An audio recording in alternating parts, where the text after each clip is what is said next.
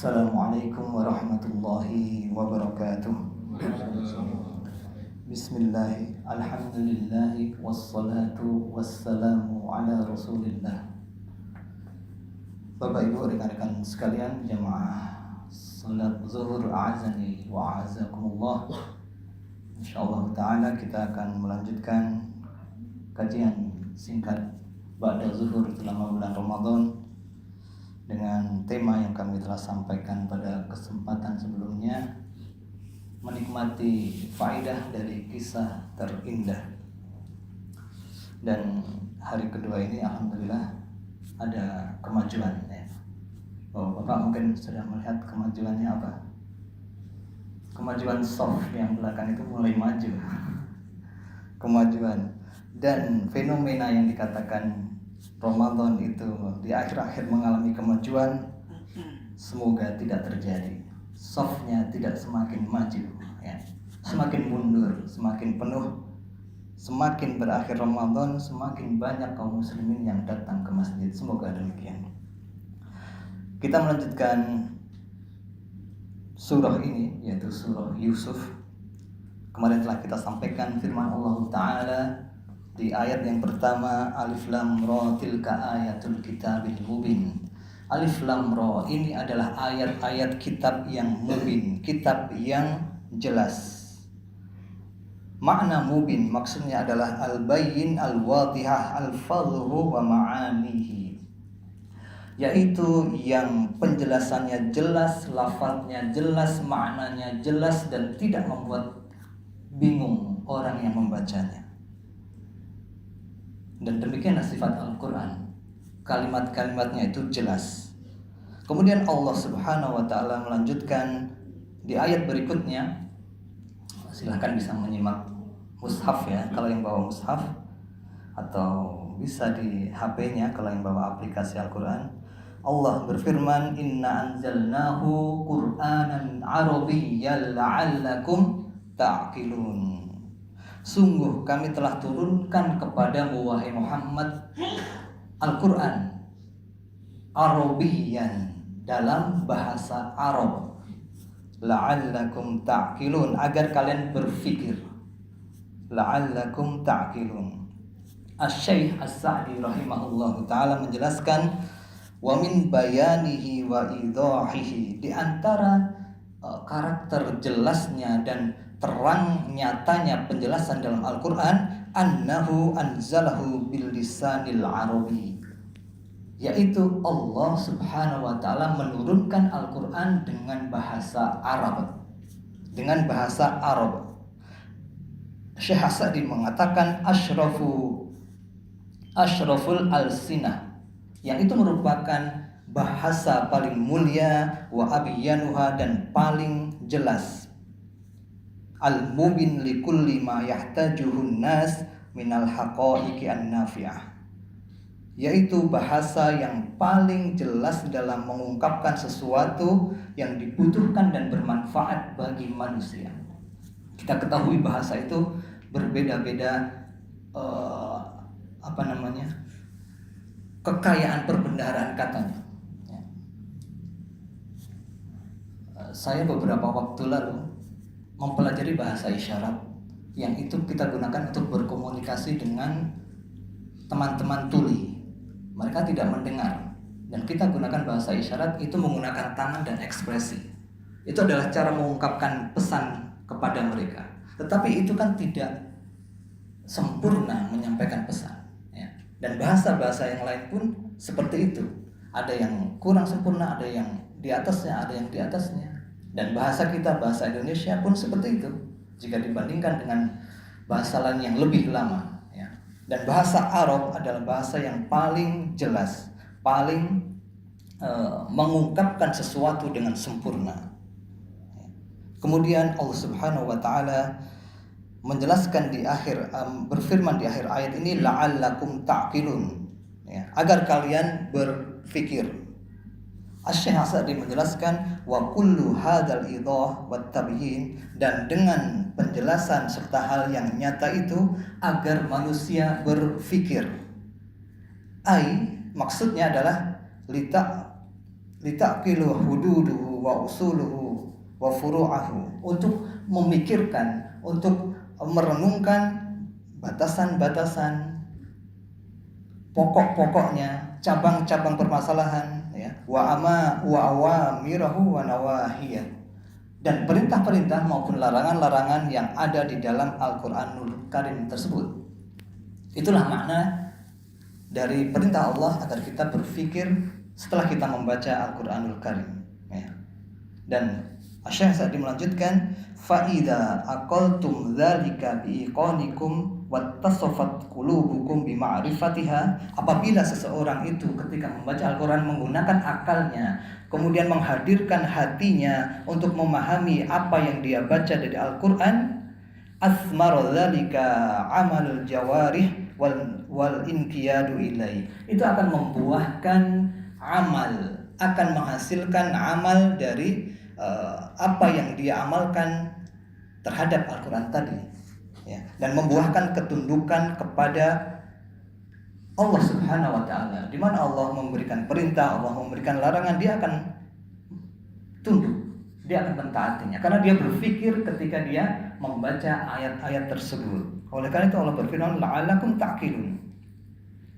Kemudian Asy-Syaikh Sa'di memberikan penjelasan yang cukup menarik. Yang dimaksud berakal, berpikir, yaitu tazdadu uqulukum bitikraril ma'ani asyarifah al-aliyah.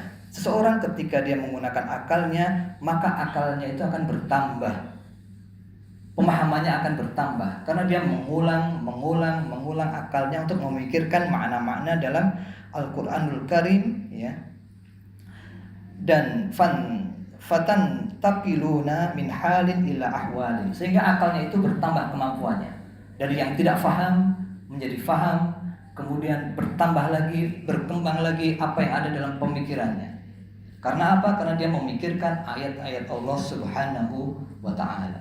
Nah, jamaah sekalian, dan ini bukti dari firman, dari hadis Nabi, ya, ketika ada majelis ilmu maka turun sakinah, turun ketenangan, dan ketenangan itu kadang membuat berpindah alam, ya. Ada sebuah kisah dari sahabat Nabi Shallallahu Alaihi Wasallam yang mereka adalah orang-orang terbaik ketika berinteraksi dengan Al-Quranul Karim, yang menunjukkan bahwa mereka dijelaskan, dibacakan wahyu, dan kemudian mereka berpikir dengan apa yang mereka dengarkan tersebut, yaitu kisah Umar bin Khattab radhiyallahu an terkait dengan ayat pengharaman khamr. Pengharaman khamr, apa khamr? Minuman keras. Bagaimana kita ketahui beberapa waktu yang lalu banyak yang menjual minuman-minuman ini di dekat di wilayah kita ini. Semoga Allah Subhanahu wa Ta'ala melindungi kita dari keburukan minuman tersebut, ya. Dan khamr dari kronologi pengharamannya itu bertahap. Silakan nanti jamaah sekalian membuka tafsir Ibnu Katsir di surah Al-Maidah ayat 91. Di sana dibawakan kisah Umar bin Khattab ini. Ketika tahap pertama pengharaman khamr, yaitu surah Al-Baqarah ayat 219, Allah Subhanahu wa Ta'ala berfirman, yas'alunaka 'anil khamri wal maisir. Mereka bertanya tentang khamr dan maisir, tentang khamr dan judi, yaitu para sahabat bertanya apa hukumnya. Qul fihima ismun kabirun. Katakanlah bahwa dalam khamr, dalam judi itu ada dosa yang besar, wa manafi'u linnas, meskipun ada manfaat di dalam khamr, di dalam judi, tetapi wa ismuhuma akbaru min naf'ihima, dosanya, keburukannya, dampak negatifnya lebih besar dibandingkan manfaatnya. Ketika turun ayat ini, Umar bin Khattab mendengar, dan setelah itu Umar berkata, Allahumma bayyin lana fil khamri bayanan syafian. Ya Allah, jelaskanlah kepada kami, berikanlah kepada kami penjelasan yang lebih lagi tentang khamr. Ya. Maka kemudian turunlah turunlah ayat dalam surah An-Nisa ayat 43. Allah Subhanahu wa Ta'ala berfirman, Ya ayyuhalladzina amanu la taqrabus sholata wa antum sukara. Wahai orang-orang yang beriman, jangan dekati salat sementara kalian dalam kondisi mabuk. Dan para sahabat dahulu mereka orang-orang yang minum khamr itu seperti minum teh. Ya, dan sangat wajar, artinya banyak sekali dari mereka yang melakukan hal tersebut. Oleh karena itu ketika mereka minum khamr, mereka minumnya malam. Ya, karena mereka tidak akan mabuk ketika bertemu dengan waktu sholat. Antara isya dengan subuh itu kan waktunya lama. Tapi kalau maghrib minum khamr, isya kondisi mabuk, nggak boleh sholat, nggak boleh masuk ke masjid.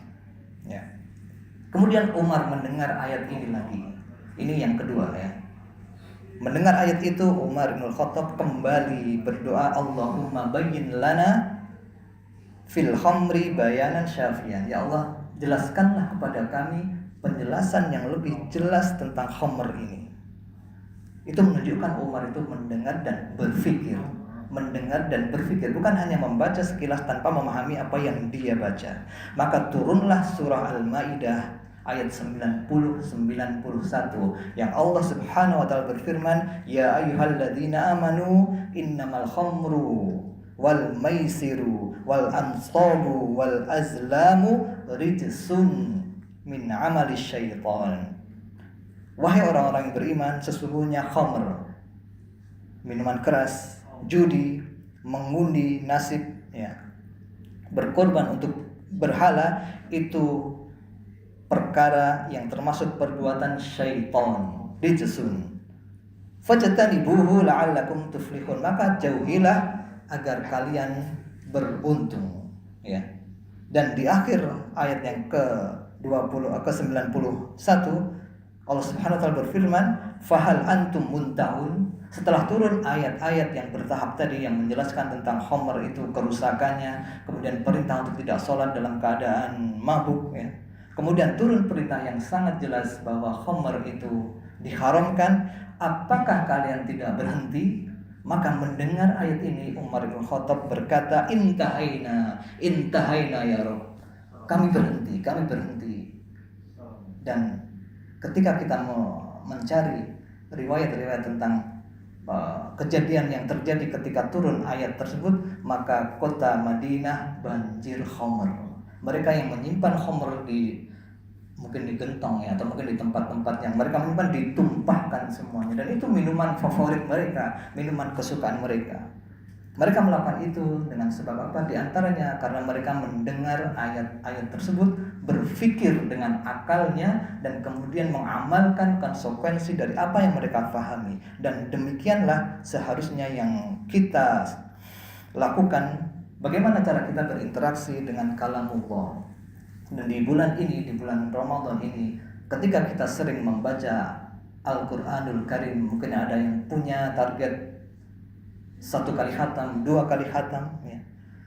Maka biasakanlah yang seperti ini, kita membaca, memahami maknanya, berpikir sehingga kita mengamalkan perintah Allah tadi, mengamalkan ayat tadi, la'allakum ta'qilun. Allah Subhanahu wa taala menurunkan Al-Qur'an dalam bahasa Arab yang jelas, yang nyata, yang terang, la'allakum ta'qilun, agar kalian berpikir dengan akal kalian. Dan tentu ini butuh proses bertahap, dimulai dari belajar membaca yang benar, ya, kemudian merutinkan bacaan tersebut, kemudian memahami maknanya dan mengamalkan kandungan dari apa yang kita baca dari ayat-ayat Allah Subhanahu wa taala tadi. Demikian yang bisa kita sampaikan, dan ini ayat ke-1 dan kedua dari surah Yusuf.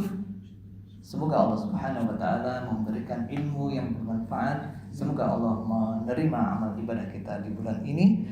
Jazakumullah khairan. Terima kasih atas perhatian Bapak Ibu sekalian. Wa barakallahu fikum wa sallallahu ala nabiyyina Muhammad wa akhiru da'wana alhamdulillahi rabbil alamin. Assalamualaikum warahmatullahi wabarakatuh.